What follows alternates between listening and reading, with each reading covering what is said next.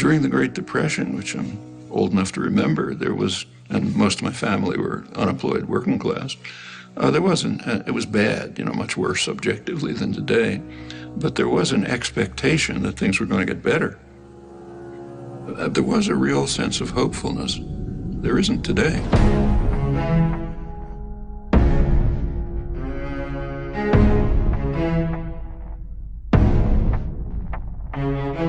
Inequality is really unprecedented. If you look at total inequality, it's like the worst periods of American history.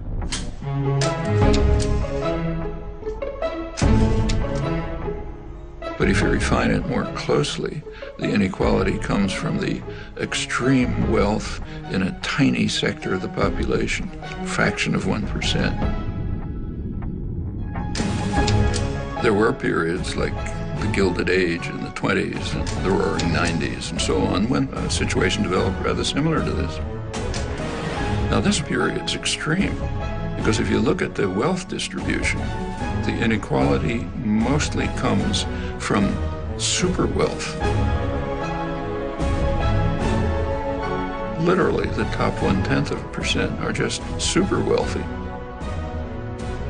Not only is it extremely unjust in itself, inequality has highly negative consequences on the society as a whole.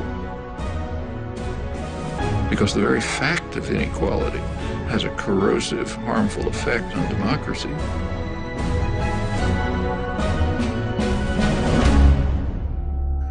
You opened by talking about the American dream. Part of the American dream is class mobility. You're born poor, you work hard, you get rich. It was possible for a worker to get a decent job, buy a home, get a car, have his children go to school. It's all collapsed.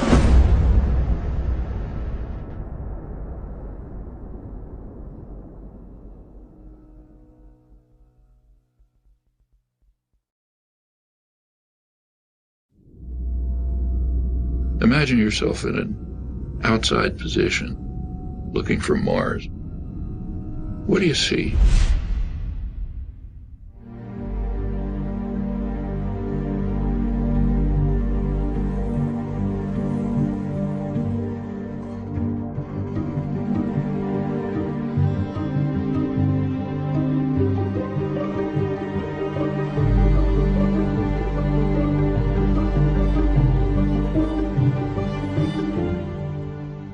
In the United States, there are professed values like democracy.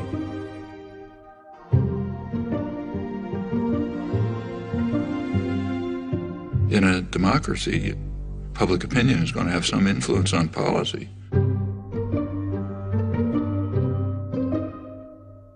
And then the government carries out actions determined by the population. That's what democracy means. It's important to understand that privileged and powerful sectors have never liked democracy, and for very good reasons. Democracy puts power into the hands of the general population and takes it away from them. It's kind of a principle of concentration of wealth and power.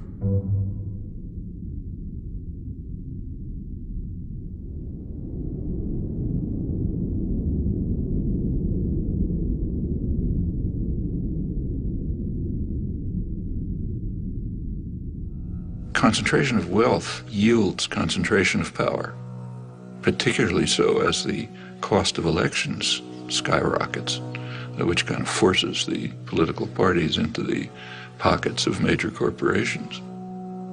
And this political power quickly translates into legislation that increases the concentration of wealth.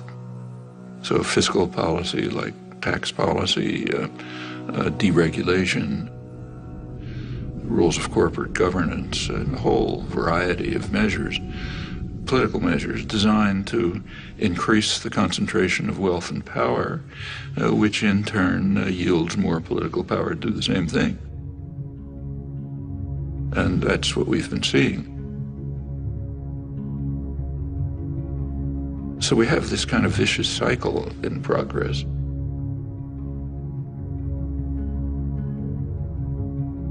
Actually it is so traditional that it was described by Adam Smith in 1776. You read famous Wealth of Nations. He says in England, the principal architects of policy are the people who own the society, in his day merchants and manufacturers. And they make sure that their own interests are very well cared for, however grievous the impact on the people of England or others. Now, it's not merchants and manufacturers, it's financial institutions and multinational corporations. The people who Adam Smith called the masters of mankind. And they're following the vile maxim, all for ourselves and nothing for anyone else. They're just going to pursue policies that benefit them and harm everyone else. And in the absence of a general popular reaction, that's pretty much what you'd expect.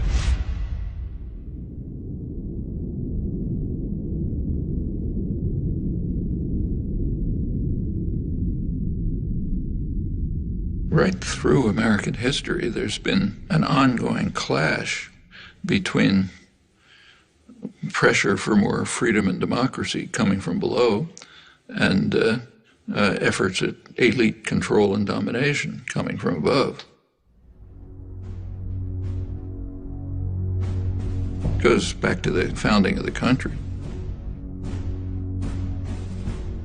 James Madison, the main framer, was as much of a believer in democracy as anybody in the world that day, and nevertheless felt that the United States system should be designed, and indeed, with his initiative was designed, so that power should be in the hands of the wealthy, because the wealthy are the more responsible set of men.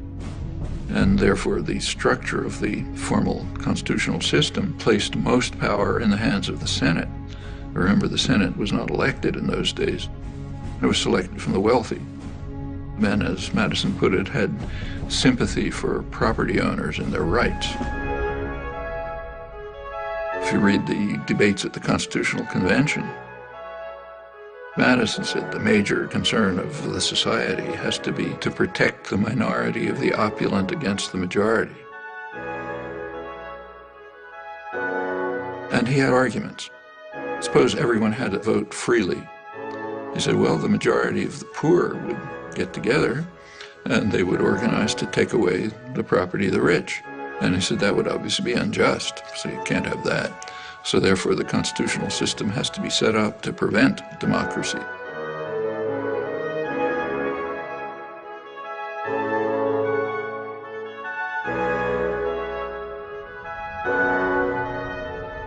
Which is of some interest that this debate has a hoary tradition, goes back to the first major book on political systems, Aristotle's Politics. He says of all of them, the best is democracy, but then he points out exactly the flaw that Madison pointed out. If Athens were a democracy for free men, the poor would get together and take away the property of the rich. Well, same dilemma, they had opposite solutions. Aristotle proposed what we would nowadays call a welfare state. He said, try to reduce inequality.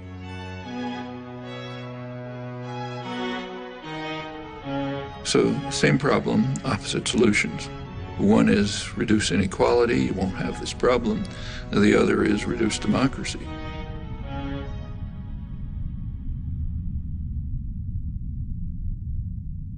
If you look at the history of the United States, it's a constant struggle between these two tendencies. A democratizing tendency that's mostly coming from the population, a pressure from below, and you get this constant battle going on, periods of regression, periods of progress. The 1960s, for example, were a period of significant democratization.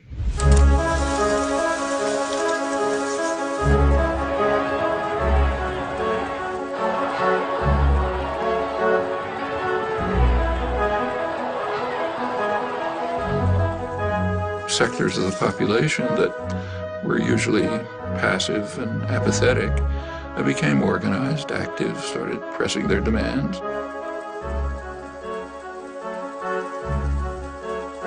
And they became more and more involved in decision-making, activism, and so on. It just changed consciousness in a lot of ways.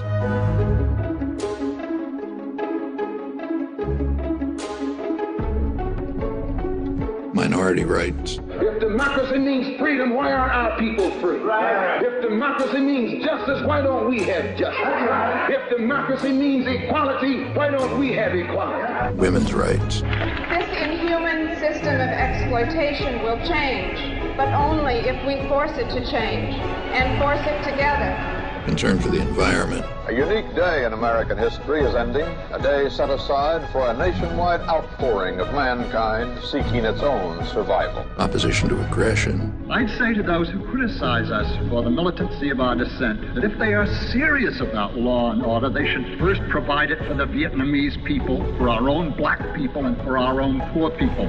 Concern for other people. One day we must ask the question, why are there 40 million poor people in America?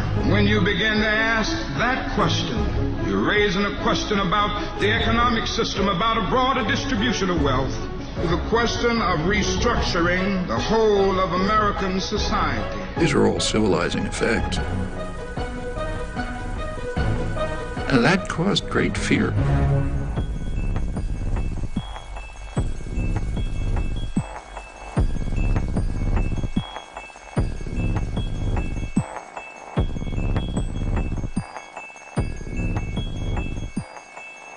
I hadn't anticipated the power of, I should have, but I didn't anticipate the power of the reaction to the civilizing effects of the 60s. I did not anticipate the strength of the reaction to it. The backlash.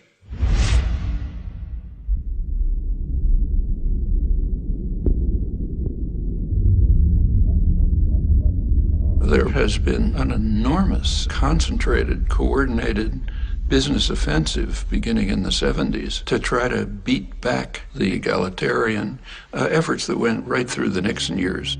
You see it in many respects.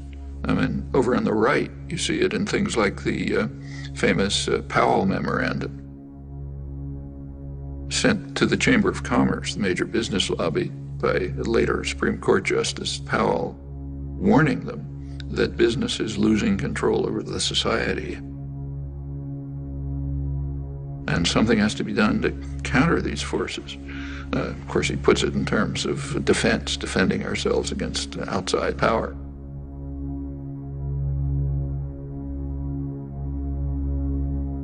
But if you look at it, it's a call for business to use its control over resources to carry out a major offensive to beat back this democratizing wave.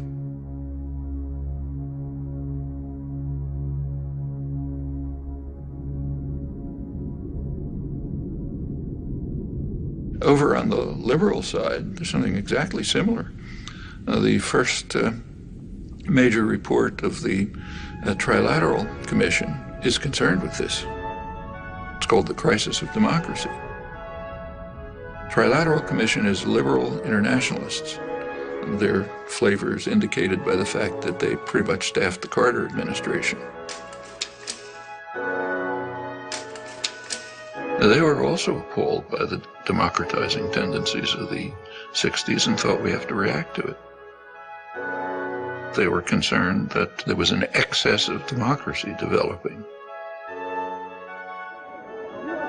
Previously passive and obedient parts of the population, what are sometimes called the special interests, were beginning to organize and try to enter the political arena. And they said that imposes too much pressure on the state. It can't deal with all these pressures. So therefore they have to return to passivity and become depoliticized. They were particularly concerned with what was happening to young people. The young people are getting too free and independent. None of us will begin any violence. If there's any violence, it will be because of the police. The way they put it, there's a failure on the part of the schools, the universities, and churches, the institutions responsible for the indoctrination of the young. Their phrase, not mine.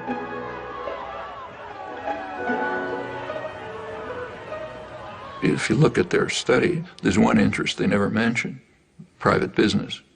And that makes sense. They're not special interests. They're the national interest, kind of by definition.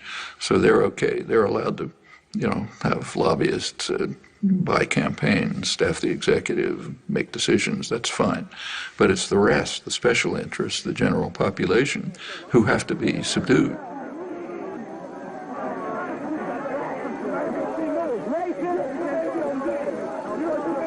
Well, that's the spectrum.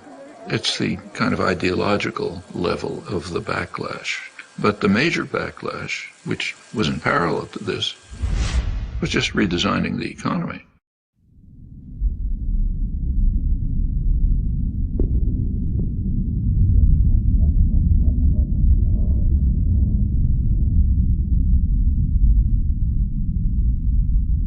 Since the 1970s, there's been a concerted effort on the part of the masters of mankind, the owners of the society, to shift the economy in two crucial respects.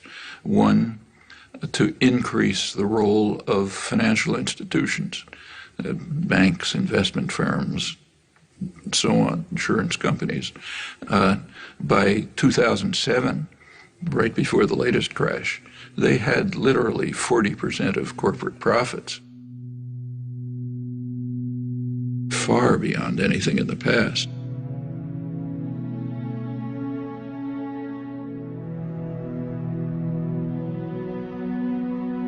Back in the 1950s, as for many years before, the United States economy was based largely on production. The United States was the great manufacturing center of the world.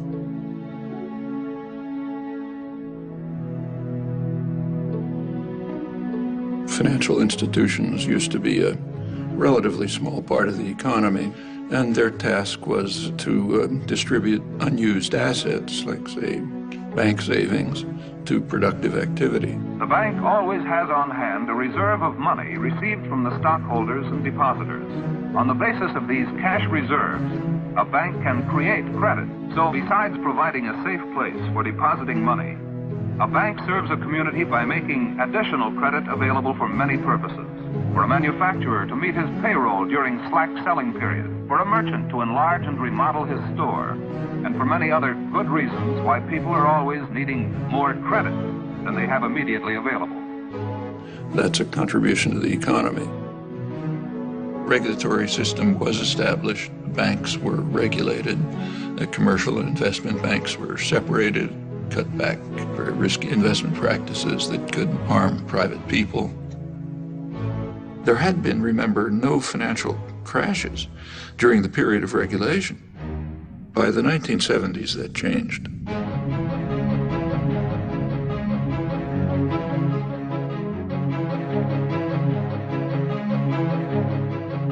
You started getting a huge increase in the flows of speculative capital, just astronomically increased.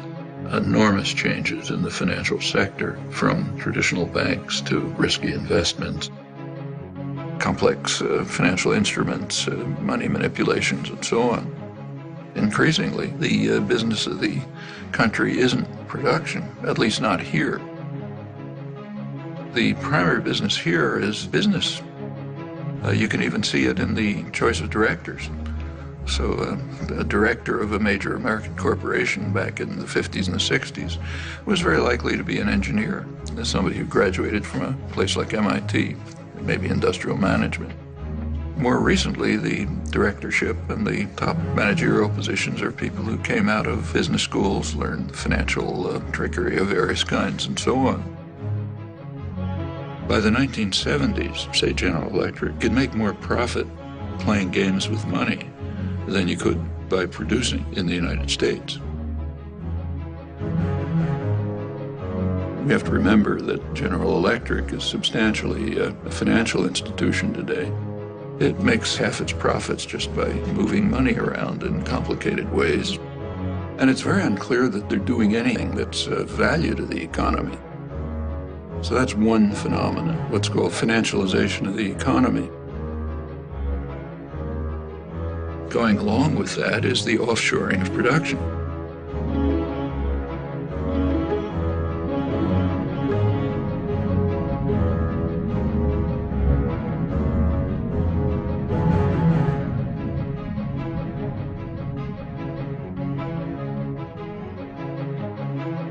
trade system was reconstructed with a very explicit design of putting working people in competition with one another all over the world.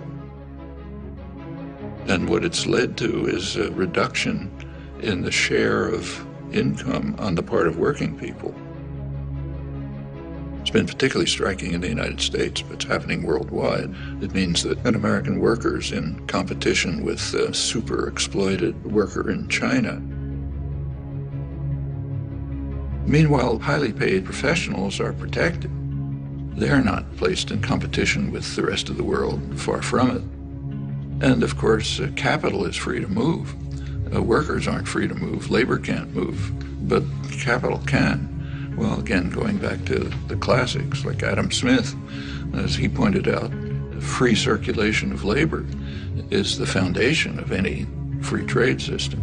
But workers are pretty much stuck.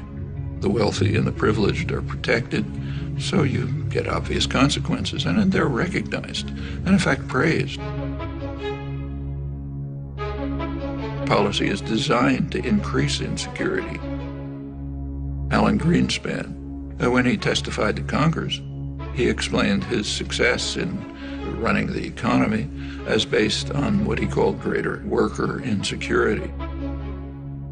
Atypical restraint on compensation increases has been evident for a few years now.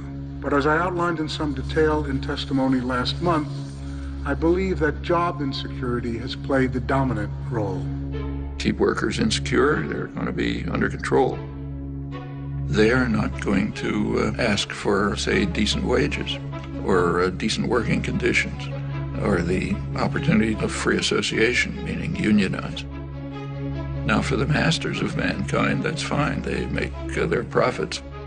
But for the population, it's devastating.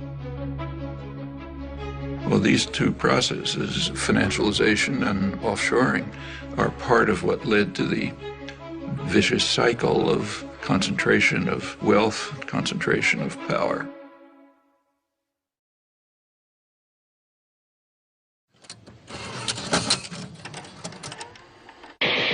I'm Noam Chomsky. I'm on the faculty at MIT, and I've been getting more and more heavily involved in anti-war activities for the last few years.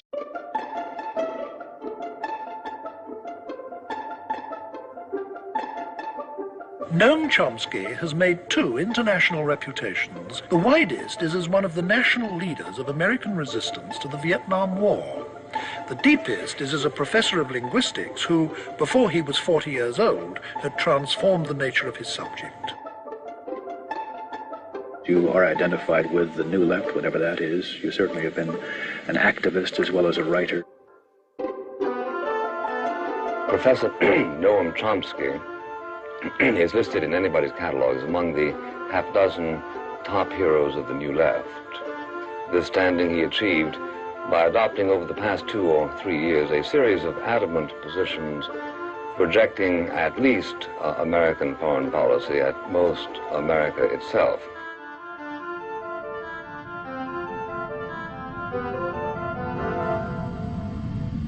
Well, actually, this notion, anti-American, is quite an interesting one. It's actually a totalitarian notion. It isn't used in free societies. So if someone in, say, Italy is criticizing Berlusconi or the corruption of the Italian state and so on, they're not called anti-Italian. In fact, if they were called anti-Italian, people would collapse in laughter in the streets of Rome or Milan. In totalitarian states, the notion's used. So in the old Soviet Union, dissidents were called anti-Soviet. That was the worst condemnation. In the Brazilian military dictatorship, they were called anti-Brazilian. Now, it's true that in just about every society, critics are maligned, are mistreated, different ways depending on the nature of the society.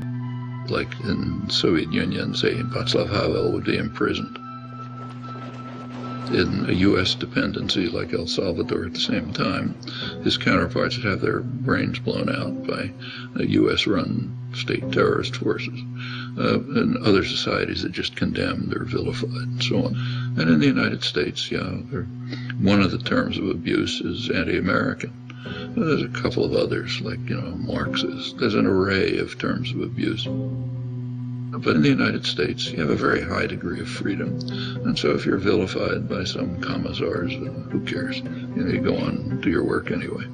These concepts only arise in a culture where if you criticize state power, and by state I mean more generally, not just government, but state corporate power.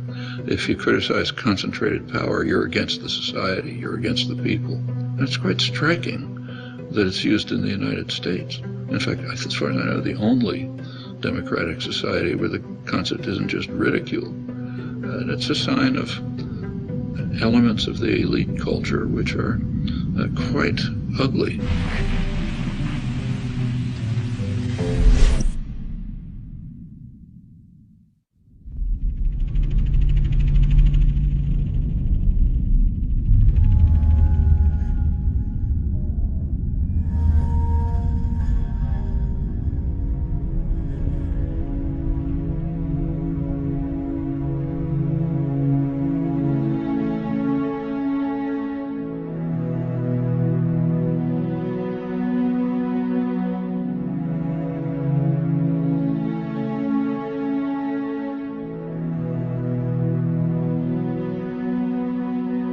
The American dream, like many ideals, was partly symbolic, but partly real.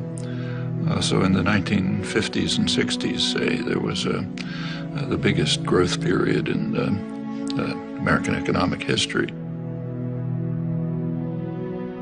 The Golden Age. It was pretty egalitarian growth, so the lowest fifth of the population was improving about as much as the upper fifth. And there were some welfare state measures which improved life for much of the population. It was, for example, possible for a black worker to get a decent job in an auto plant, buy a home, get a car, have his children go to school, and so on, and the same across the board. When the U.S. was primarily a manufacturing center, it had to be concerned with its own consumers. Here, famously, Henry Ford raised the salary of his workers so they'd be able to buy cars. When you're moving into an international plutonomy, as the banks like to call it, with a small percentage of the world's population that's gathering increasing wealth, what happens to American consumers is of much less concern, because most of them aren't going to be consuming your products anyway, at least on any major basis.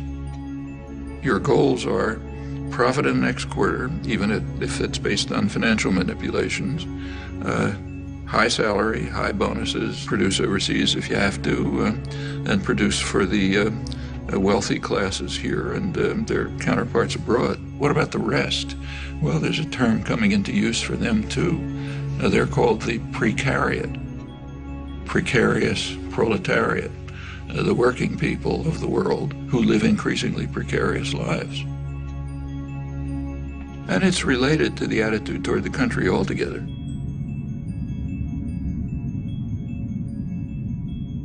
During the period of great growth of the economy, 50s and the 60s, but in fact earlier, taxes on the wealthy were far higher. Corporate taxes were much higher. Taxes on dividends were much higher. Simply taxes on wealth were much higher. The tax system has been redesigned so that the taxes that are paid by the very wealthy are reduced, and correspondingly the tax burden on the rest of the population's increased.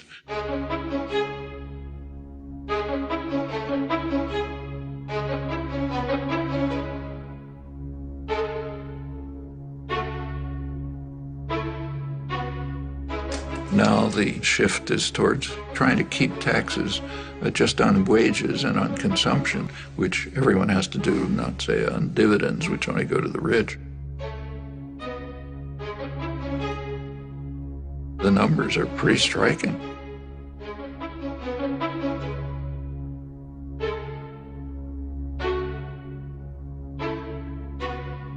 there's a pretext.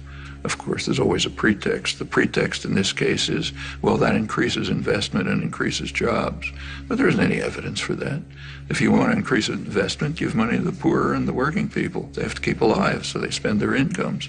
That stimulates production, stimulates investment, it leads to job growth, and so on. If you're an ideologist for the masters, you have a different line. And in fact, right now, it's almost absurd that corporations have money coming out of their pockets.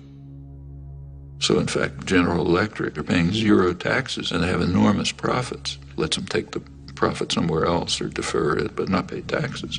And this is common. The major American corporations shift the burden of sustaining the society onto the rest of the population.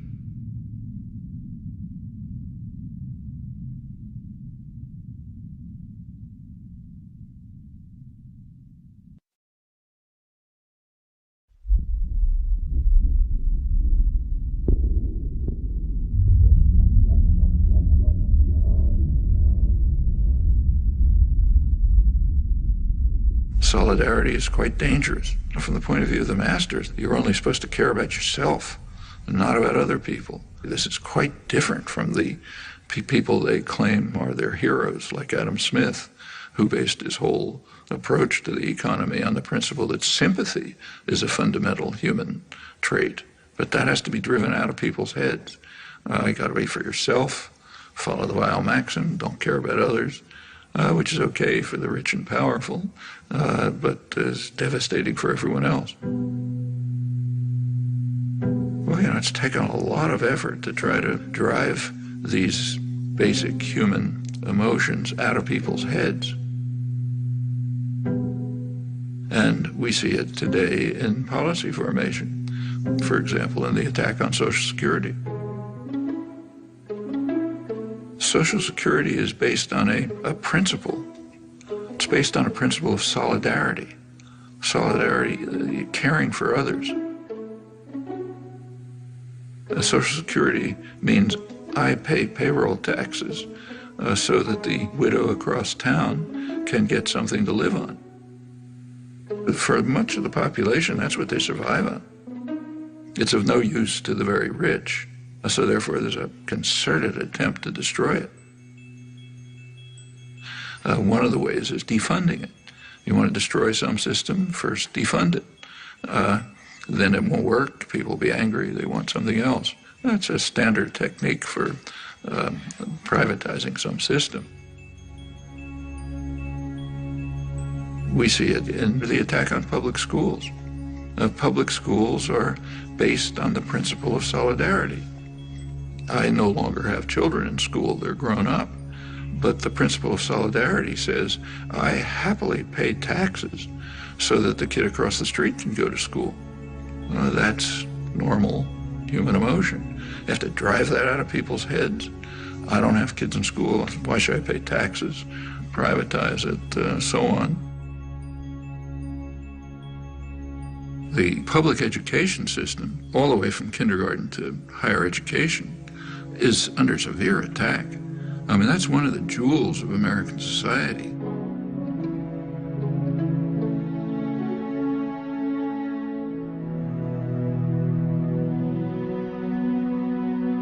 You go back to the golden age again, the great growth period in the 50s and 60s. A lot of that is based on free public education.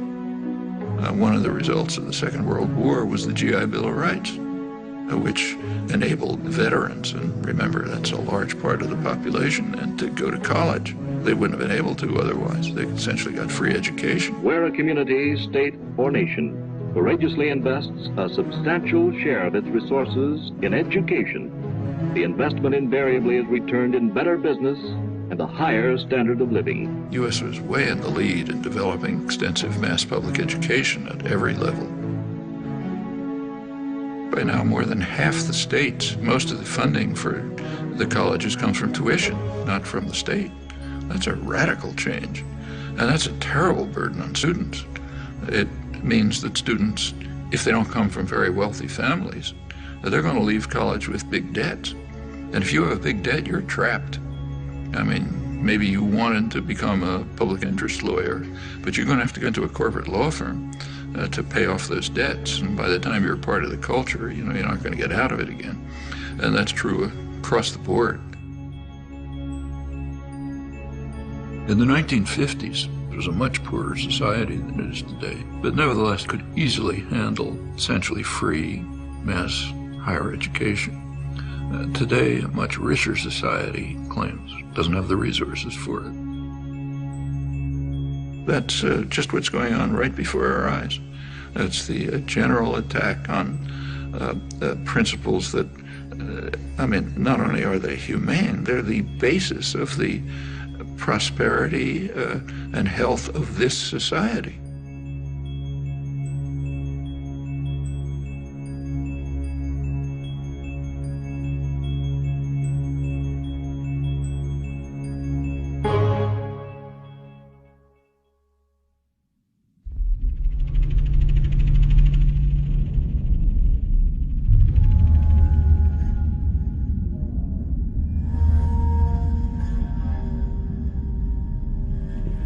If you look over the history of regulation, say railroad regulation, financial regulation, and so on, you find that quite commonly it's either initiated by the economic concentrations that are being regulated, or it's supported by them. And the reason is because they know that sooner or later they can take over the regulators. And it ends up with what's called regulatory capture.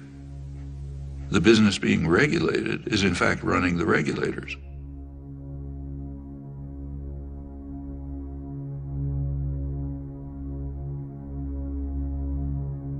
Bank lobbyists are actually writing the laws of financial regulation. It gets to that extreme.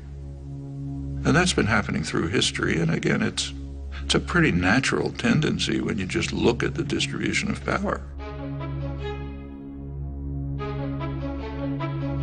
One of the things that expanded enormously in the 1970s is lobbying, as the business world moved sharply to try to control legislation. The business world was pretty upset by the advances in public welfare in the 60s, and in particular by Richard Nixon. It's not too well understood, but he was the last New Deal president, and they regarded that as class treachery. In Nixon's administration, you get the consumer safety legislation, safety and health regulations in the workplace, the EPA, the Environmental Protection Agency. Business didn't like it, of course. They didn't like the high taxes, they didn't like the regulation, and they began a coordinated effort to try to overcome it. Lobbying sharply increased. Deregulation began with a real ferocity. There were no financial crashes in the 50s and the 60s because the regulatory apparatus of the New Deal was still in place. As it began to be dismantled under business pressure and political pressure, you get more and more crashes.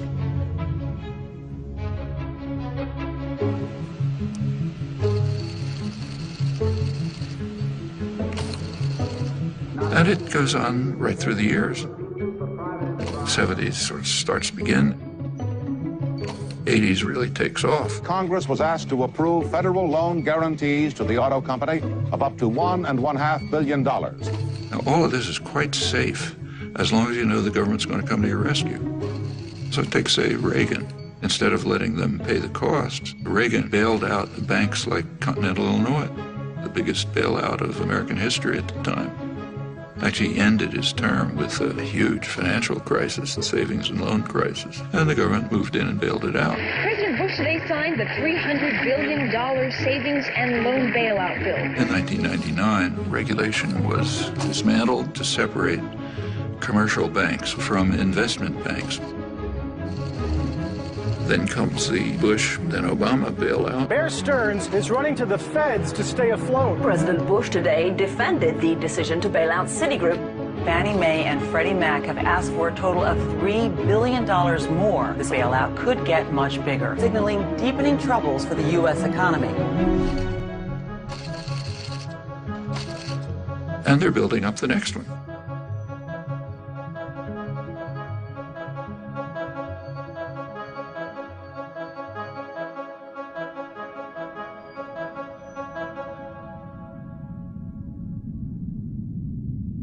Each time, the taxpayer is called on to bail out those who created the crisis, increasingly the major financial institutions. In a capitalist economy, you wouldn't do that. In a capitalist system, that would wipe out the investors who made risky investments. But the rich and powerful, they don't want a capitalist system. They want to be able to run to the nanny state as soon as they're in trouble and get bailed out by the taxpayer. That's called too big to fail. I mean, there are Nobel laureates in economics who significantly disagree with the course that we're following. People like Joseph Stiglitz, Paul Krugman, others. And none of them were even approached. The people picked to fix the crisis were those who created it. The Robert Rubin crowd, the Goldman Sachs crowd, they created the crisis, are now more powerful than before. Is that accident? Well, not when you pick those people to create an economic plan. I mean, what do you expect to happen? Meanwhile, for the poor, let market principles prevail. Don't expect any help from the government. The government's the problem, not the solution, and so on. That's essentially neoliberalism. And it has this dual character, which goes right back in economic history. One set of rules for the rich, opposite set of rules for the poor. There's nothing surprising about this. It's exactly the dynamics you'd expect. And if the population allows it to proceed, it's just going to go on and on like this until the next crash, which is so much expected that credit agencies, which kind of evaluate the status of firms, are now counting into their calculations the taxpayer bailout that they expect to come after the next crash, which means that the beneficiaries of these credit ratings, like the big banks, they can borrow money more cheaply, they can push out smaller competitors, and you get more and more concentration. Everywhere you look, policies are designed this way, which should come as absolutely no surprise to anyone. That's what happens when you put power into the hands of a narrow sector of wealth, which is dedicated to increasing power for itself, just as you'd expect.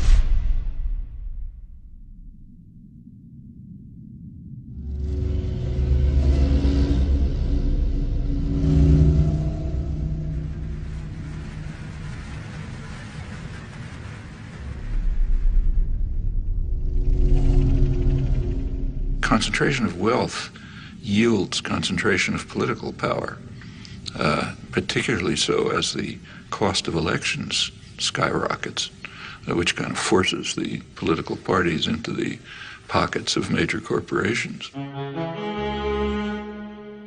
The Citizens United, this was January 2009, I guess. That's a very important decision, Supreme Court decision, but it has a history, and you got to think about the history. The 14th Amendment has a provision that says no person's rights can be infringed without due process of law. And the intent, clearly, was to protect freed slaves. It says, okay, they've got the protection of the law. I don't think it's ever been used for freed slaves, if ever, marginally. Almost immediately, it was used for businesses, corporations. Their rights can't be infringed without due process of law. So they gradually became persons under the law.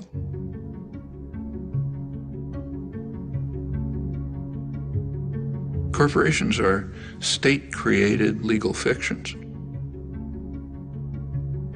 Maybe they're good, maybe they're bad, but to call them persons is kind of outrageous. So they got personal rights back about a century ago, and that extended through the 20th century.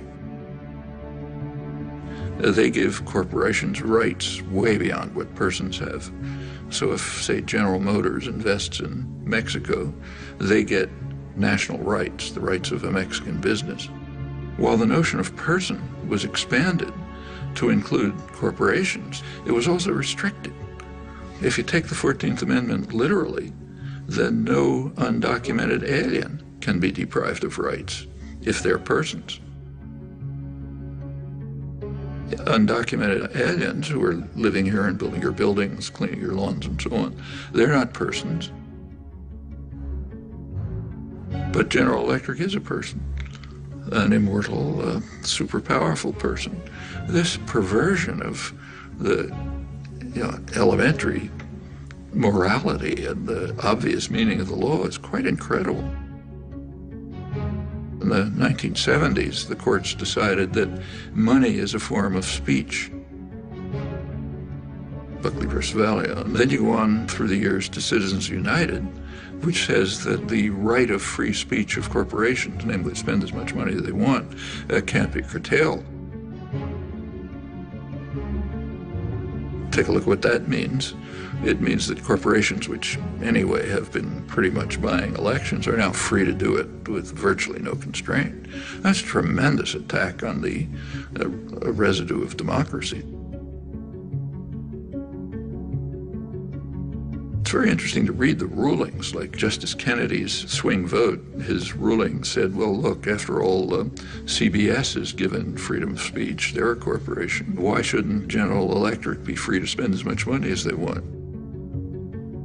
I mean, it's true that CBS is given freedom of speech, but they're supposed to be performing a public service. That's why. That's what the press is supposed to be. General Electric is just trying to make money for the chief executive and some of the shareholders. It's an incredible decision, and it puts the country in a position where business power is greatly extended beyond what it always was. This is part of that vicious cycle.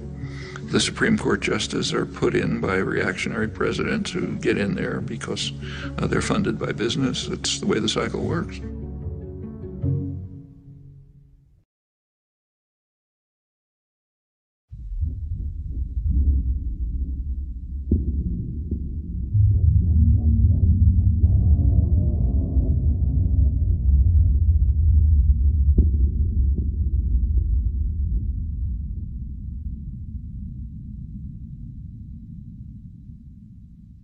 There is one organized force which traditionally, plenty of flaws, but with all its flaws, it's been in the forefront of efforts to improve the lives of the general population. That's organized labor. It's also a barrier to corporate tyranny. So it's the one barrier to this vicious cycle going on, which does lead to corporate tyranny.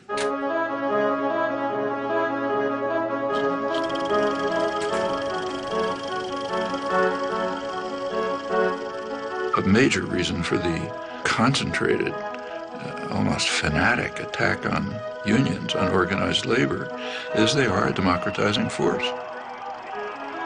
They provide a barrier that defends workers' rights, but also popular rights generally.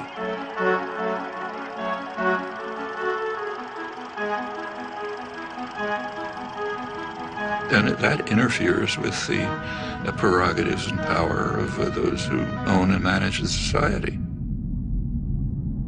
I should say that anti-union sentiment in the United States among elites is so strong that the fundamental core of labor rights, the basic principle in the International Labor Organization, is the right of free association, which would mean the right to form unions. The U.S. has never ratified that. So I think the U.S. may be alone among major societies in that respect. It's considered so far out of the spectrum of American politics, it literally has never been considered. Remember, the U.S. has a long and very violent labor history as compared with comparable societies. But the labor movement had been very strong. By the 1920s, in a period not unlike today, it was virtually crushed. A truck driver strike was climaxed by severe riot with many casualties. Open warfare rages through the streets of the city as 3,000 Union pickets battle 700 police. Guns, tear gas, clubs, and fists bring injuries to more than 80 persons and cause the death of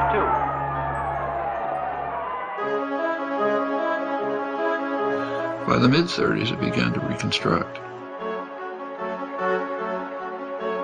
Franklin Delano Roosevelt, he himself was rather sympathetic to progressive legislation that would be in the benefit of the general population, but he had to somehow get it passed.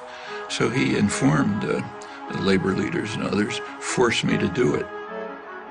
What he meant is go out and demonstrate, organize, protest, develop the labor movement.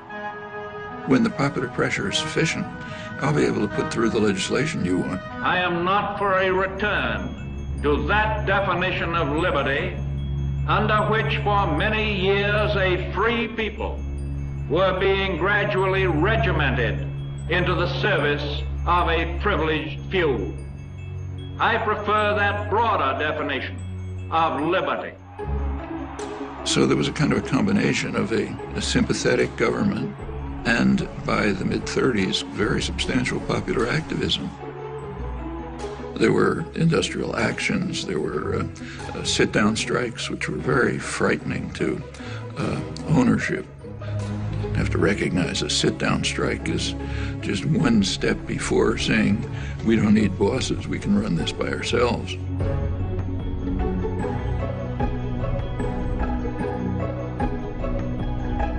And business was appalled. You read the business press, say, in the late 30s, they were talking about the hazard-facing industrialists and the rising political power of the masses, which has to be repressed. Things were on hold during the Second World War, but immediately after the Second World War, the business offensive began in force. Taft-Hartley Act. The Taft-Hartley Act was written for only one purpose: to restore justice and equality in labor management relations. And McCarthyism was used for massive corporate propaganda offensives to attack unions. It increased sharply during the Reagan years. I mean, Reagan pretty much told the business world, if you want to illegally break organizing efforts and strikes, go ahead. They are in violation of the law, and if they do not report for work within 48 hours, they have forfeited their jobs and will be terminated. Continued in the 90s, and of course with George W. Bush, who went through the roof. By now, less than 7% of private sector workers have unions.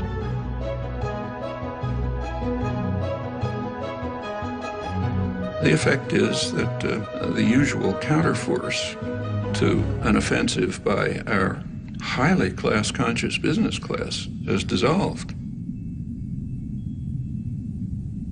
Now, if you're in a position of power, you want to maintain class consciousness for yourself, but eliminate it everywhere else. You go back to the 19th century, in the early days of the Industrial Revolution in the United States, working people were very conscious of this. They, in fact, overwhelmingly regarded wage labor as not very different from slavery, different only in that it was temporary.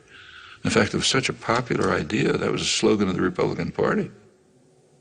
Well, that was a very sharp class consciousness in the interests of power and privilege. It's good to drive those ideas out of people's heads. You don't want them to know that they're an oppressed class. So this is one of the few societies in which you just don't talk about class. In fact, the notion of class is very simple. Who gives the orders, who follows them? That basically defines class. It's more nuanced and complex, but that's basically it.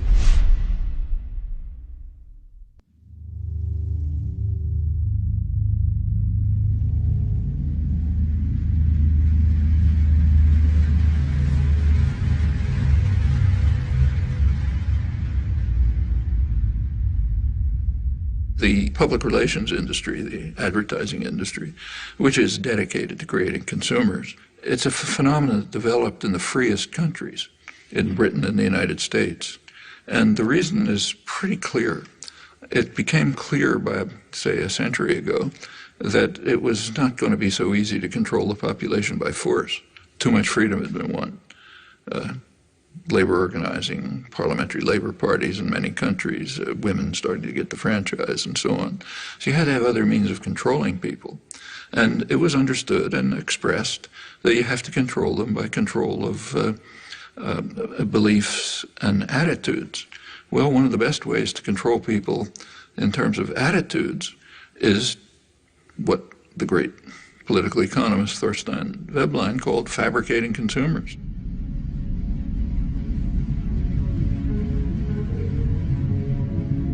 If you can fabricate wants, make obtaining things that are just about within your reach the essence of life, they're going to be trapped into becoming consumers.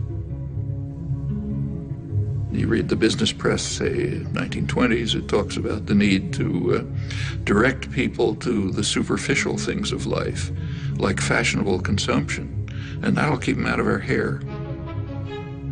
You find this doctrine all through progressive intellectual thought, like Walter Lippmann, the major progressive intellectual of the 20th century. He wrote famous progressive essays on democracy, in which his view was exactly that. The public must be put in their place so that the responsible men can make decisions without interference from the bewildered herd. They're to be spectators, not participants, then you get a properly functioning democracy. Straight back to Madison and on to Powell's memorandum and so on. And the advertising industry just exploded with this as its goal, fabricating consumers.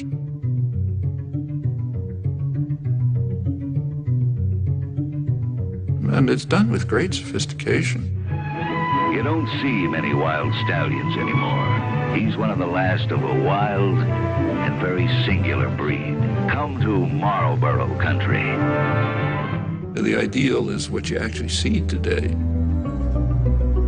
where, let's say, teenage girls, if they have a free Saturday afternoon, will go walking in the shopping mall, not to the library or somewhere else. The idea is to try to control everyone, to turn the whole society into the perfect system. Perfect system would be a society based on a dyad, a pair. The pair is you and your television set, or maybe now you and the internet, in which that presents you with what the proper life would be, what kind of gadgets you should have. And you spend your time and effort gaining those things which you don't need and you don't want, and maybe you'll throw them away.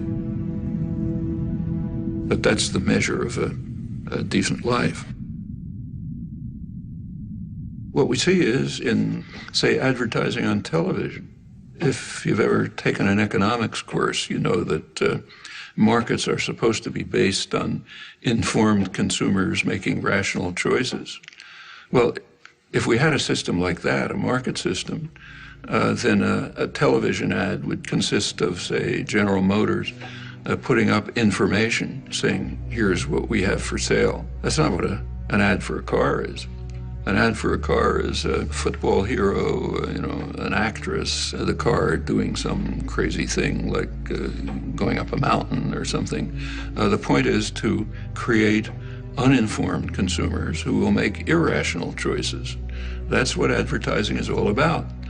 And when the same institutions, PR system, runs elections, they do it the same way.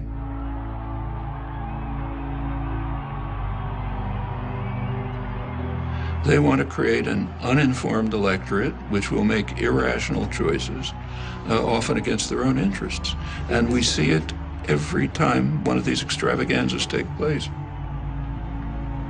Right after the election, President Obama won an award from the advertising industry for the best marketing campaign, and it wasn't reported here. If you go to the international business press, executives were euphoric.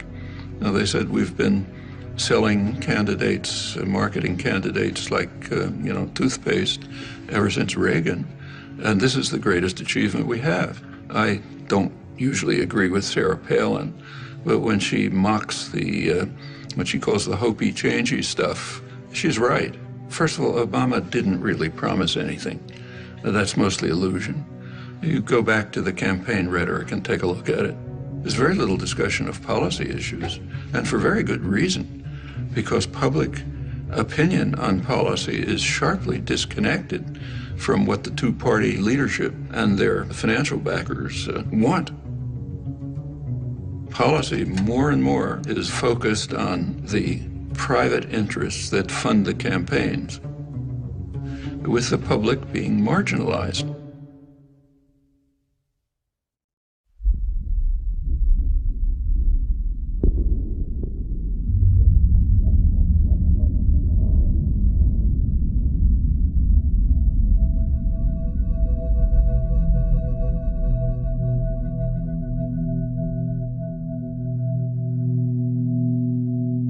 The leading political scientists, Martin Gilens, came out with a study of the relation between public attitudes and public policy. And what he shows is that about 70% of the population has no way of influencing policy. They might as well be in some other country. And the population knows it. What it's led to is a population that's angry, frustrated, hates institutions. It's not acting constructively to try to respond to this. There is popular mobilization and activism, but in very self-destructive directions. It's taking the form of unfocused anger, attacks on one another, and on vulnerable targets. That's what happens in cases like this. It is corrosive of social relations, but that's the point. The point is to make people hate and fear each other and look out only for themselves and don't do anything for anyone else. One place you see it strikingly is on April 15th. April 15th is kind of a measure, the day you pay your taxes, of how democratic a society is. If a society is really democratic, April 15th would be a day of celebration. It's a day when the population gets together, decides to fund the programs and activities that they have formulated and agreed upon. What could be better than that? So you should celebrate it. It's not the way it is in the United States. It's a day of mourning. It's a day in which some alien power, has nothing to do with you, is coming down to steal your hard-earned money. And you do everything you can to keep them from doing it. Well, that is a kind of a measure of the extent to which, at least in popular consciousness, democracy is actually functioning. Not a very attractive picture.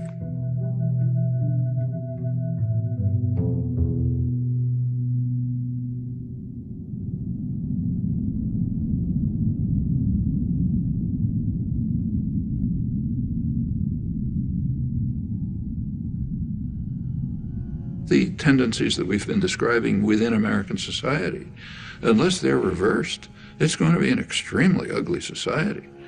A society that's based on Adam Smith's vile maxim, all for myself, nothing for anyone else.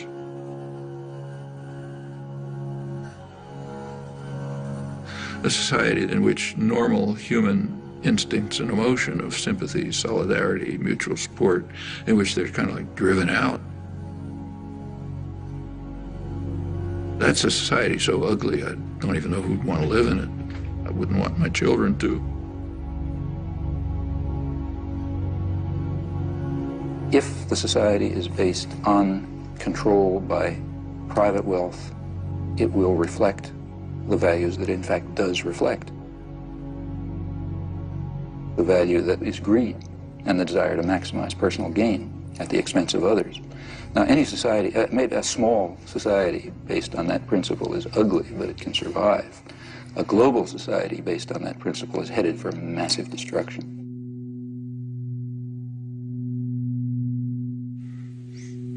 I don't think we're smart enough to design in any detail what a perfectly just and free society would be like. I think we can give some guidelines, and more significant, we can ask how we can progress in that direction.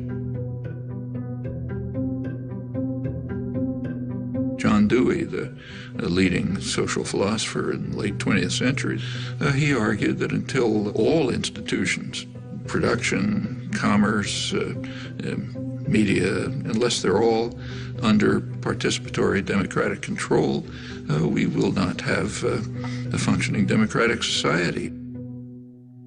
As he put it, policy will be the shadow cast by business over society. Well, that's essentially true.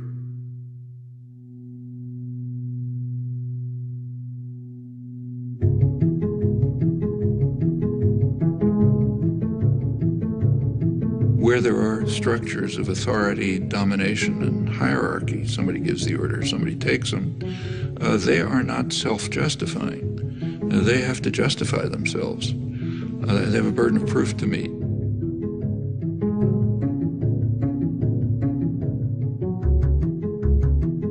Well, if you take a close look, usually you find they can't justify themselves. If they can't, we ought to be dismantling them, trying to expand the domain of freedom and justice by dismantling that form of illegitimate authority. And in fact, progress over the years, what we all thankfully recognize as progress, has been just that. The way things change is because lots of people are working all the time. And, you know, they're working in their communities, in their workplace, or wherever they happen to be, and they're building up the basis for popular movements which are going to make changes. That's the way everything has ever happened in history. Take, say, freedom of speech. One of the real achievements of American society. It's first in the world in that. It's not in the Bill of Rights.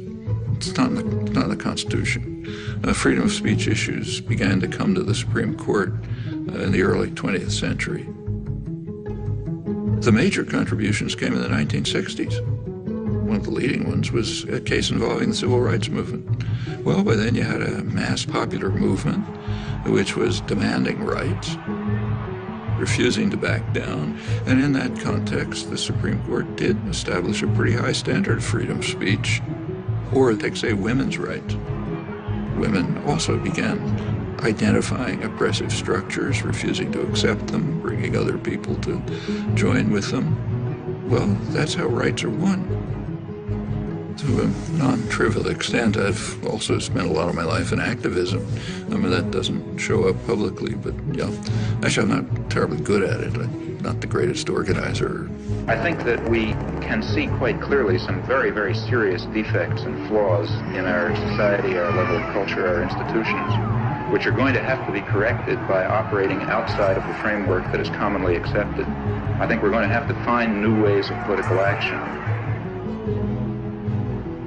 But the activists are people who have created the rights that we enjoy. They're not only carrying out policies based on information that they're receiving, but also contributing to the understanding. Remember, it's a reciprocal process. That you have a great deal of... You try to do things, you learn. You learn about what the world is like. That feeds back to the understanding of how to go on. There's huge opportunities. It is a very free society, still the freest in the world. Government has very limited capacity to coerce. Corporate business may try to coerce, but they don't have the mechanisms. So there's a lot that can be done if people organize, struggle for their rights as they've done in the past, and they can win many victories.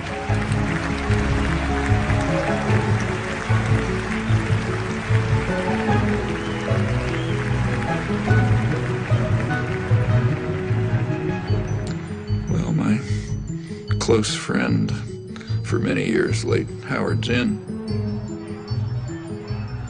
to put it in his words, that what matters is the countless small deeds of unknown people who lay the basis for the significant events that enter history.